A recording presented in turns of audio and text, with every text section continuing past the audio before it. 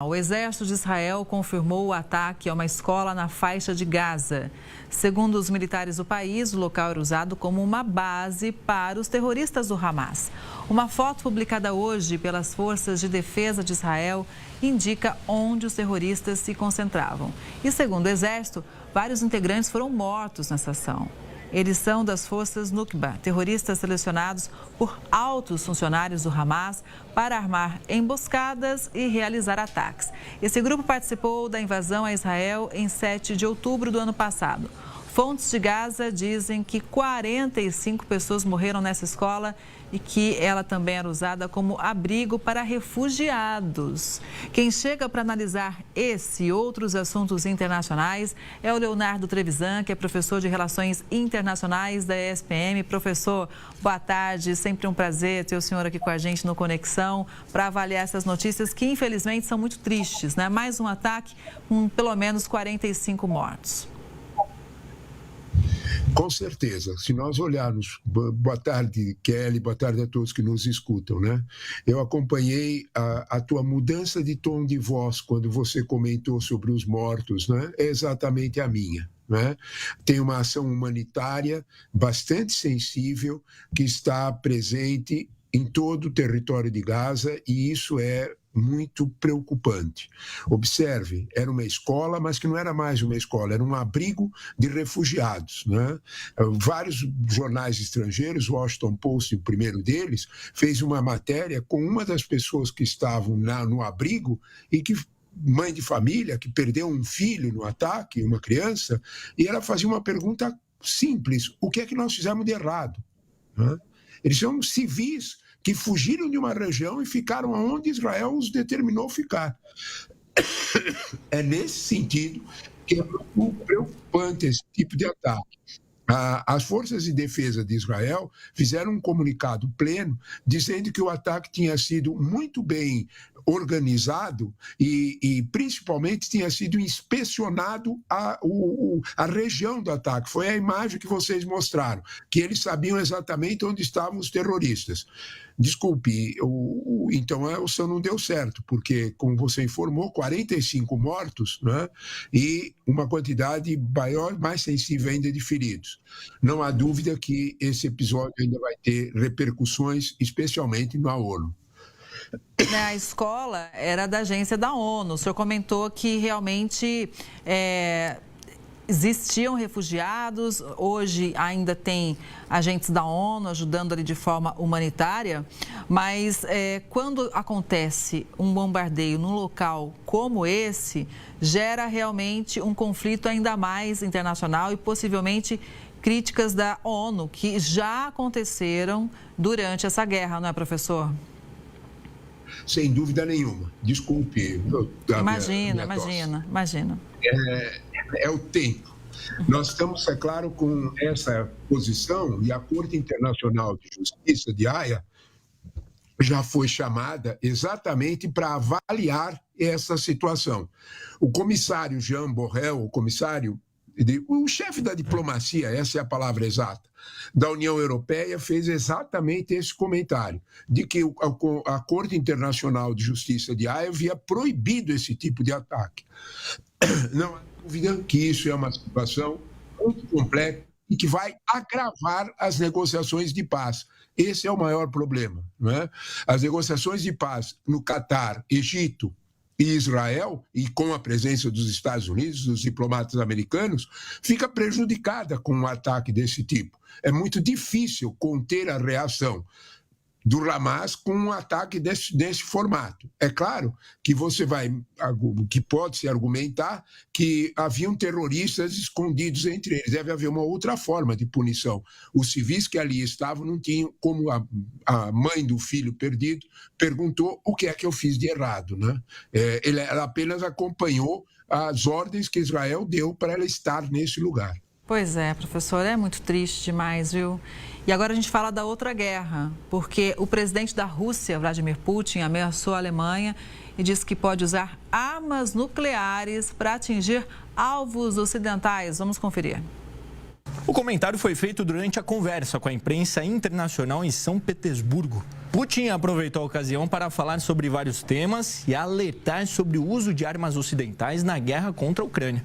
Segundo o presidente russo, abre aspas, entregar armas em uma área de guerra é sempre ruim, ainda mais se aqueles que entregam as armas não estão apenas entregando, mas também controlando. Este é um passo muito sério e muito perigoso, fecha aspas.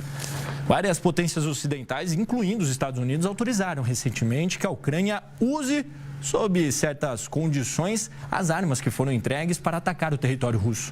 Putin se recusou a informar o número de perdas russas nos campos de batalha na Ucrânia, dizendo apenas que os números da Ucrânia eram 5 vezes superiores.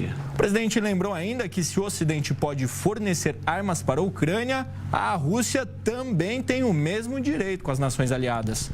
O chefe de Estado também condenou o que chama de aniquilação da população civil da faixa de Gaza, onde Israel trava uma batalha contra o Hamas há 9 meses.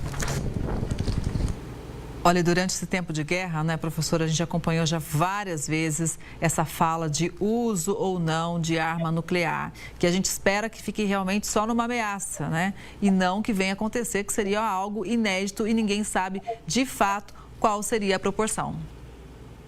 Sabe qual é o problema com a arma nuclear? É aquilo que também te preocupa. É que alguém pague para ver. Sabe aquela situação clássica do jogo? Alguém pague para ver. Isso é uma situação perigosa porque Putin está repetindo esse alerta, e ele fala disso com alguma precisão, e é porque ele pretende usar armamento tático, não seja mísseis intercontinentais, mas também que são armamentos nucleares, sim. É claro que isso é preocupante. É óbvio que isso é uma resposta, não é, Kelly, à ação do Ocidente que autorizou a Zelensky, que autorizou a Ucrânia a usar mísseis de maior alcance. É preciso ponderar, é preciso olhar bem o que é que foi autorizado, especialmente pelos americanos que fizeram a maior entrega. Eles entregaram mísseis de até 300 quilômetros de alcance, portanto, podendo atacar cidades maiores dentro da Rússia, mas mantiveram esses mísseis sob controle de pessoal americano. Em outras palavras, os americanos, esse não pode usar indiscriminadamente. O que está autorizado são mísseis de até 70 quilômetros, que é exatamente para proteger a área de Kharkiv. A ideia um pouco dos analistas americanos é de que com esses mísseis a Rússia controlasse um pouco a violência do Kharkiv. É claro que o que está em jogo nessa situação toda é o fato de que a Rússia está avançando diariamente em território ucraniano. Ela alcança às vezes metros, às vezes quilômetros, mas é um avanço constante, e especialmente visando a região de Kharkiv, que é mais ao norte, mais ao nordeste da Ucrânia. É claro que isso vai significar, num acordo de paz, uma negociação de paz, um preço mais alto ainda para ser cobrado, para ser pago pela Ucrânia em termos de território, se esses avanços russos continuarem. É nesse contexto que os americanos entregaram mísseis de curto alcance para os ucranianos. É nesse contexto também que Putin deu a resposta. Parem por aí. Né? É esse o tom. Ninguém pague para ver. Né? E, de alguma forma, esse contexto é um contexto preocupante, porque com as eleições europeias, com o contexto de crescimento de uma posição mais radicalizada na Europa, é possível uma pressão maior para os governos europeus de um maior envolvimento na Ucrânia. Isso não é conveniente a ninguém. Professor, como o senhor falou no avanço russo, a Rússia voltou, inclusive, a bombardear a Ucrânia. O alvo hoje foi a cidade de Kherson, importante polo portuário do país. Segundo as autoridades ucranianas, 5 áreas foram atacadas, danificando residências, além de um hipermercado e um estacionamento. Não há relatos de vítimas, mas veja como realmente a Rússia dá uma resposta, principalmente quando o Zelensky se reúne também com líderes ocidentais. A gente lembra que o Zelensky foi à França, se reuniu também com outros líderes, ali com o Macron, o Biden, e aí vai o Putin e dá um retorno, não é, professor? Olha, Kelly, você lembrou muito bem, porque assim que o anúncio, agora os mísseis foram entregues, quando o anúncio foi feito há 2 semanas atrás, que os americanos iam entregar os mísseis, imediatamente, no dia seguinte, Putin fez um ataque, a gente personifica, né? A Rússia fez um ataque a toda a Ucrânia, praticamente não sobrou região que ela não atacasse. Né? Todas atacando alvos mais militares, alguns alvos civis, mas atacando praticamente em todo o território ucraniano. Qual era o recado? Esse é o ponto que nos interessa. Qual era o recado? Olha, se vocês partirem para uma situação como essa, de atacar em território russo, a resposta vai ser muito dura. Né? Não há dúvida nenhuma que a Rússia está se preparando para entrar em qualquer formato de uma mesa de negociação, seja ele que formato for, como isso acontecer, a Rússia quer entrar em uma posição de força. Daí os ataques, daí a intenção norte-americana de proteger o mínimo, porque a Ucrânia está enfrentando muitos problemas para conseguir, vamos dizer desta forma, repor as tropas perdidas. Né? Há uma resistência muito grande dos ucranianos para aderirem, para se alistarem.